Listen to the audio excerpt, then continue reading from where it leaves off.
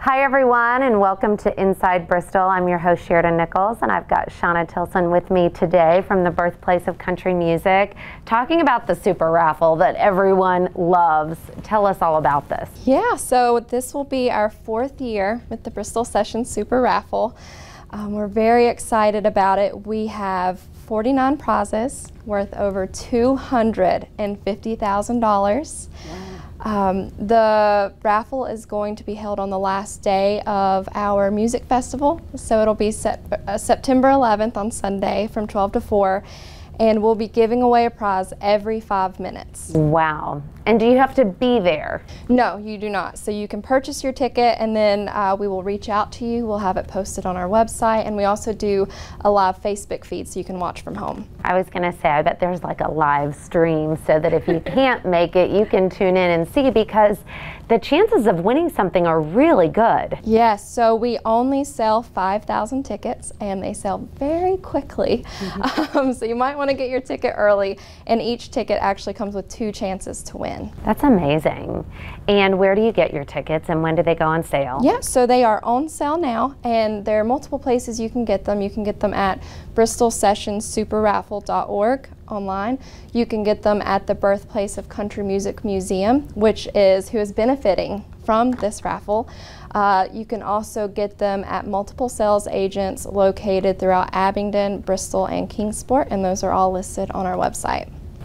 Yeah, and I'm sure you've sold lots already, so yeah, we've just the build-up, it's we've coming. Sold quite a bit, yes, which isn't surprising. We're giving away 4 vehicles this year, which is the most vehicles ever. We have a motorcycle, so an Indian Scout Bobber.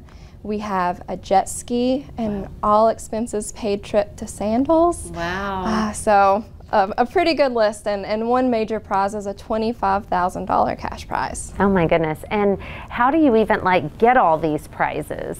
So we work with different prize suppliers, so different companies throughout the region will work with us to provide us with these prizes at cost. So we do pay for them, but these generous prize suppliers are usually willing to give them to us at cost, which makes it a lot easier on us. And how much are tickets for the raffle? Tickets are $100 a piece. And is there a limit to how many one person can buy? Nope, no limit, but if you buy 10, you get 1 free. So nice. We do have that deal for you. That's great, my goodness. Well, that's exciting. Is there anything I'm missing about this? Again, we've got 49 great prizes worth over $250,000, and it's going to be a really fun, exciting event. And what is the money? I know you said, of course, it goes to the museum, but what in particular?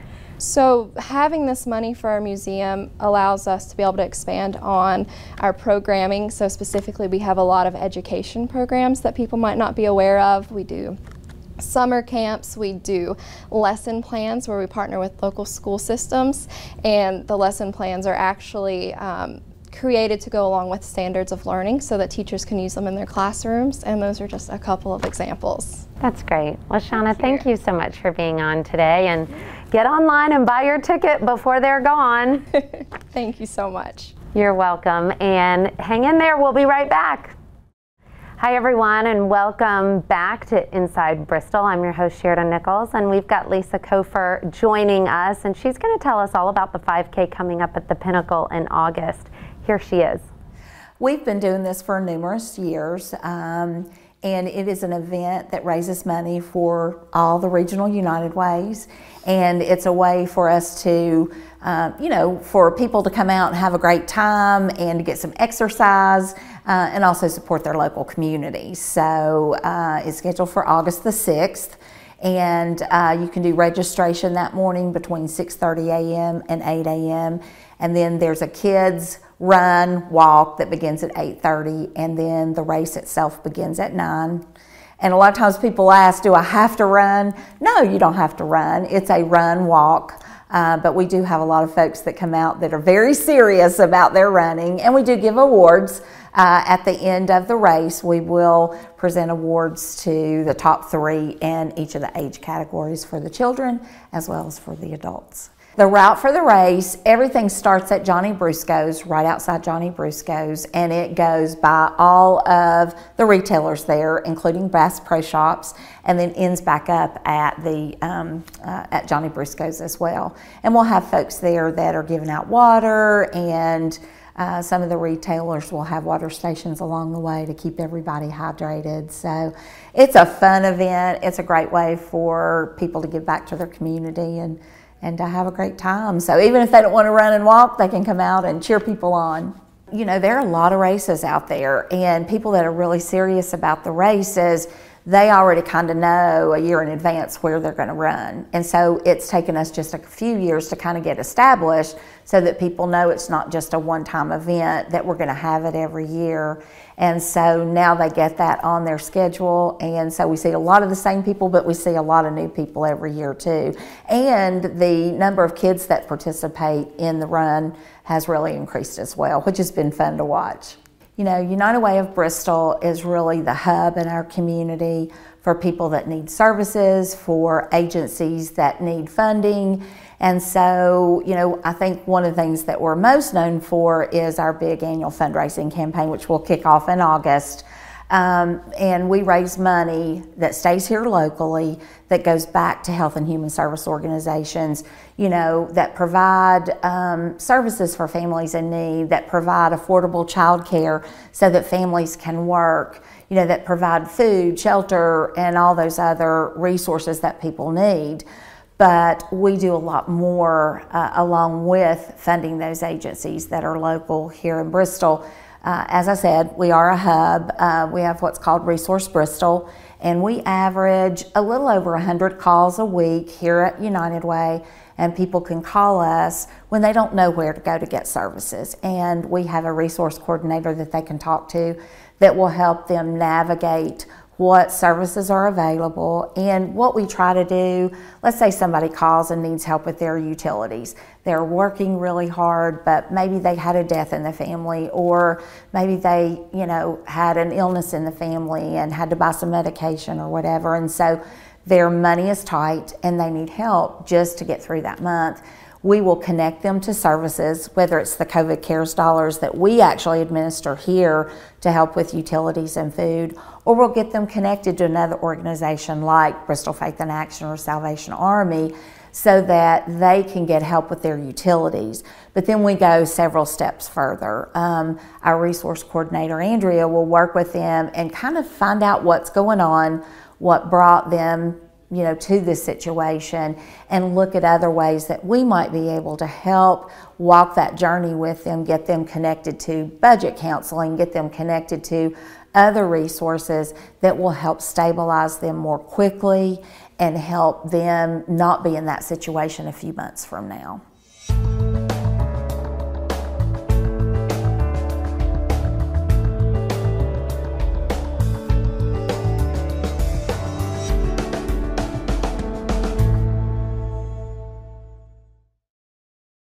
Hi everyone, and welcome back to Inside Bristol. I'm your host Sheridan Nichols, and I've got Leslie Blevins with me today from BTES, and she's going to tell us ways to save money. We all like to hear that. So yes. This is on our electricity bill. Yes, absolutely. So thank you so much for having me today.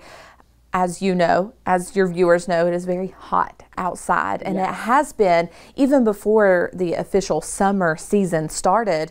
Temperatures were 90, 95, really nearing 100 degrees for several days straight. And so a lot of times at BTES, we give energy savings tips in the wintertime because that's when those bills are the highest. But when we see temperatures in the 90 for multiple days, multiple weeks in a row, we want our customers to be very aware of things that they can do to conserve energy and potentially save money on their electric bill.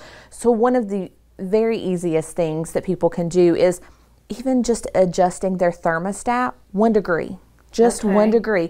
That has the potential to save 3 to 5% on your electric bill. And what we want our customers to know is that we don't want them to be uncomfortable. You know, if you're used to a 68 degree house, you know, going up to 75, that's a big jump. Right. You know, even just 1 or 2 degrees would make a big difference.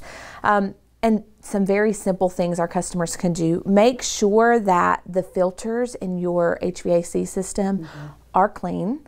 Make sure to be changing those on a monthly basis. Making sure that the outside unit is free of debris or free of weeds, no growth. We're in the summer season, so everything's growing. So just making sure that that unit is free and can work like it is supposed to. Some other tips that we give our customers, closing the blinds and the curtains in the windows where that sun shines in. I know in my living room we have a beautiful picture window, and I love it in the winter time because I can open the curtains and the blinds, the sun comes in, the living room gets really warm. In the summertime, we want to close all of that off to keep that hot out because it gets so warm, and then the air conditioner has to work that much harder to cool the house. Some other simple tips, pay attention around your windows and doors.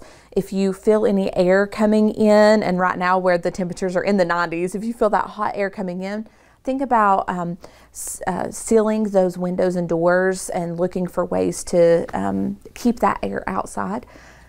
And thinking about what our parents always said, shut the door, when you shut the door when you go out.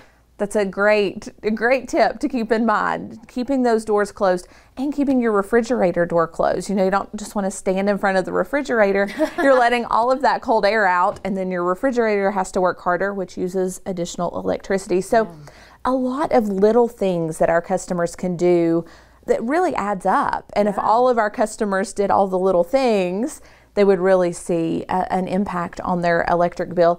One of my friends I was talking to a few weeks ago, she called and she was like, Leslie, my electric bill went up and I've not changed anything. Nothing has changed. And I was like, okay. I was like, let's walk through your house with me. See what's plugged in, see what's not plugged in, because every appliance, even if it's not actively being used, so your microwave, toaster, they're still using a little bit of electricity. They've got to run the clock, or your phone charger, keeping it plugged in. It's using a little bit of electricity. So we walked around her house and she was on the phone with me and she was like, I've not changed anything.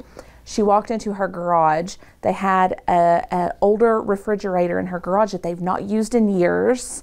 Her dad had plugged it in and that just having one additional appliance plugged in, it was an older appliance, so not an Energy Star rated appliance, made a significant difference on their electric bill, something that they were able to significantly see.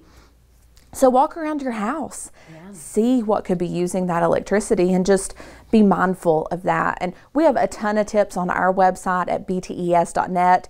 TVA Energy Right, they have a lot of energy savings tips. So I would encourage your viewers, our customers, to just go and look around your house and see what you can do to conserve energy and to hopefully help save money on those electricity bills.